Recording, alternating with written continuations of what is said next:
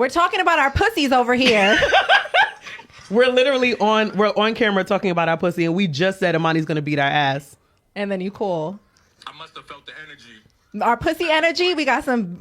Samantha said, did you feel our pussy energy? Yo, E, how could you interview Rory's ex? And it was like, y'all do know that, first off, no one was interviewed.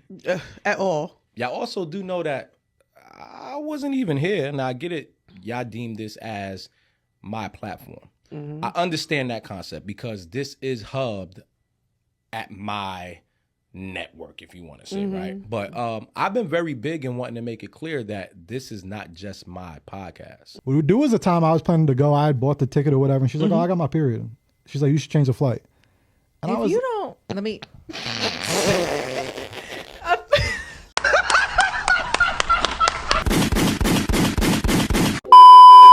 Welcome back and what's good? This is the Furious Robinson podcast and I am your host, Furious, and I'm here to document ego, power, leveraging accountability in media. Hit the like button early, drop a comment for the algorithm, subscribe to the channel. This is a Sick Times Media production. You see the planes? This was nasty levels of podcasting from co-host on the Joe Budden podcast, Imani. Yes. He took a vacation day, recruited Rory's ex-fiance to come be on the pod, and then is now mad at the narratives that are being spun. If you recruit your man's ex-fiance to come be a podcaster for a weekend, what did you think was going to happen? And then to double down and have your man say he's going to court with a DR escort? Oh, yeah, now we're mindful because I'm in literally court regarding it. Oh, yeah, we to that level. This might be brought up into the stand in DR. Wait, you have to go to court in DR? Yeah. I thought it was America. Ay, Dios Joe. mío. It gets even worse. This is the type of podcasting we're getting off. This is the dumpster diving of podcasting. If it's going to trend, let's try it out. If it might go viral, let's do it. That's where Imani is now leading his platform, his new network, his new venture. I'm looking at this very funny in the light. If someone being up here is going to help her in getting off her first episode by herself, when we're only 6-7 episodes in, I'm going to consider that more than consider y'all fuck niggas and what y'all think is nasty and all that.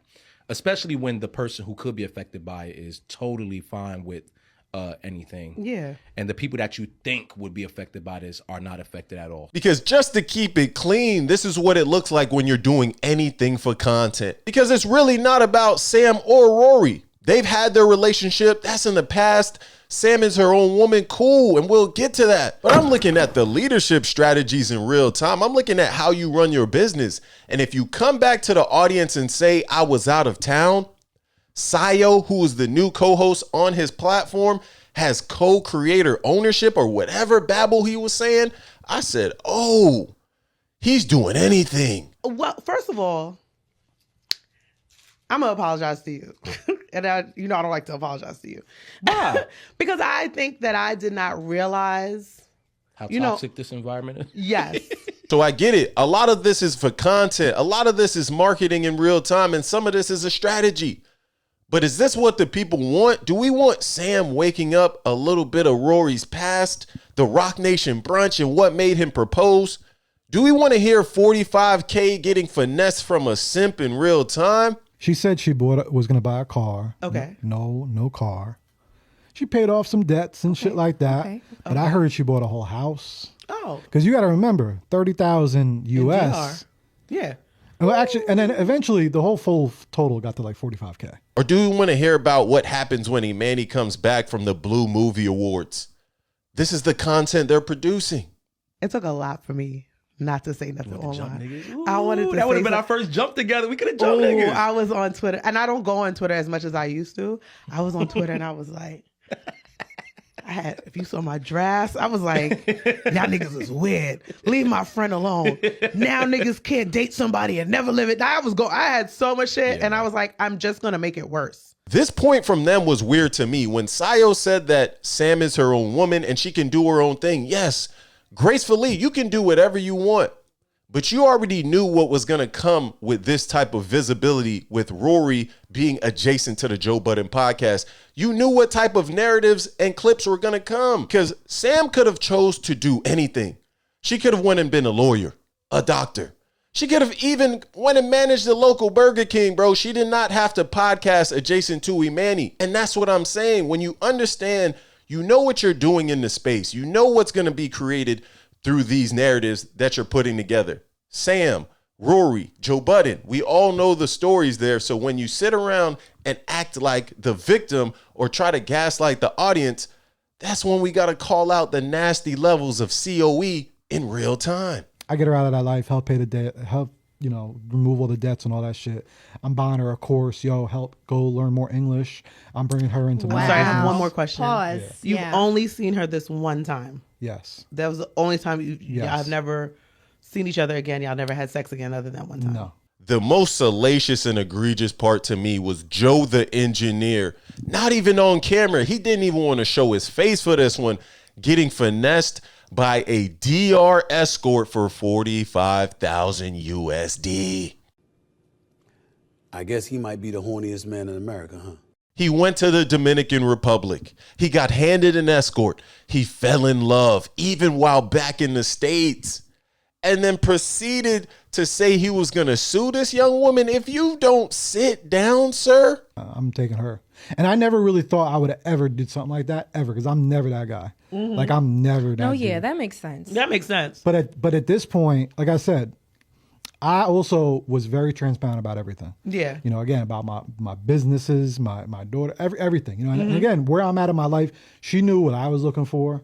So for you to play that game, because like you said in the very beginning, how you opened it, sex is one thing. Right? Yeah. If I'm just paying you a couple of dollars for a night, that's cool. But when you're like emotionally playing with somebody, He's trying to make it seem like he was having real discussions, like he was speaking about building a family. You met an escort in the DR. You got finesse, brother. It's okay. Take your L and go back to work. But the fact that you want to cosplay on camera as him, and also with me, I was single for 9 years, Oh yeah. but on purpose. Not like I couldn't. Yeah. I'm just Yeah, you were very choosing yourself, King. That's right. seriously. That's No. right. I'm picky. I'm also busy. So for me to do that and be very transparent with you, and Yeah. then for you to, like, nah, we're not. Yeah. No. once you tell the camera you've been single for 9 years on purpose, that's when you've lost us. You've been single for 9 years on purpose. That's your excuse, gang? You got to stop. So when I look at this high class level of simping, white knighting, Captain Save 'em, whatever you want to call this, it's egregious. But that was the main emphasis of that pod. We're talking about our pussies over here. We're literally on camera talking about our pussy, and we just said Imani's gonna beat our ass. And then you cool. I must have felt the energy. Our pussy energy, we got some. Samantha said, "Did you feel our pussy energy?" This is what happens when leadership is lackluster, because there's no way you're getting me to admit on camera I got finessed for 45K.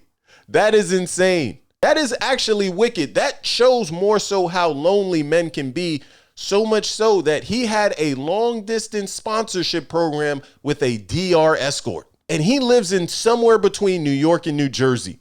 Out of all the sexy, attractive, beautiful, and educated women in New York, he had to fly all the way to DR to then get finessed for 45K. Make it make sense. Samantha was a human before her relationship. Samantha was a human after her relationship. She was a human during her relationship. And during her relationship, she met people, she forged friendships, she formed connections, and she shouldn't have to dismiss her life or now live her life in the shadow of these few years in the entirety of who she is, just as this one. Y'all are diminishing her as a person. Let's just get real around some of these narratives in real time, because when I saw Sam on the pod, I said, oh, this was dirty work. This was nasty. And then Imani backpedaled and said, I wasn't even there. This was Sayo's decision, and I give her autonomy. That's cool. That's dope. But then don't come back and play this villain arc. Don't send out these random tweets like you understand your community so well and they played you. Nah, you played yourself, because we understand what's going on here. As you create this new platform, you have proximity to Joe Budden. You have an extension called a stimmy from Joe Budden. And that makes people want to join your podcast. Because if you were kicking out dirt and you weren't doing any numbers and you weren't attached to Joe, Sam nor Sayo would be on your podcast. That's a fact. These women would not even be there. But the fact that they know by meeting you, they have proximity to Joe and the Joe Budden Network, that's a little bit of a, you scratch my back, I scratch yours. And they all know this, but they're playing like they don't. They're playing like they don't understand the visibility that comes with this podcast. They even unpacked it briefly on their last show. I said, oh, okay, they kind of get it. Imani understands it. He obviously did not explain it to his new co-host, and she thought it was cool to bring Sam up there. And that's where the narratives kick in. And I did not think I realized how dramatic y'all niggas could get. Yeah. Ooh, I didn't realize how dramatic y'all niggas could get. And I hate that the way I had to find out was at your expense. So that's why I'm apologizing because, and I love Sam Down, but I don't know if I would have brought Sam on if I knew niggas was going to attack you the way that they did. So that's why I'm apologizing to you because I didn't take into account that. I'm not really here to play some of these narrative games where Imani then changes his personality to play victim because he sees the world in a different way and in a different light, and he finds himself on camera in real time. That's every week. So every week he plays victim with the audience. And I get it. That's a marketing and branding strategy in real time. That's not how the game works, but that's why I call this the dumpster diving of podcasting. They're doing anything to see what sticks. And I get it. Podcasting is COE. I could be fair. Mess sells, clips travel, and maybe they thought this was just a normal day-to-day conversation. But leadership is knowing when the content is crossing into desperation. $45K for a DR escort is desperation. Just because something trends doesn't mean you're gonna get respect. As I gracefully land the plane, this to me is content desperation disguised as podcasting. It wasn't insightful. It wasn't brave. You recruited your man's ex-fiance to come on your podcast and then tried to fight the narratives by playing victim. And then you got your man's, your co-host, your engineer off camera humiliation stories. $45K for a DR escort is insane. Seek therapy, brother. And at the end of the day, Imani is the leader of this ship. So as he continues to autonomously give co-creatorship to his co-hosts and whoever's involved, I'm just looking at this very funny in the light. Jump in the comments. Let me know what you think. Hit the like button for that algorithm. Subscribe to the channel. This is the Furious Robinson podcast on all platforms, a Sick Times Media production. Stay dangerous.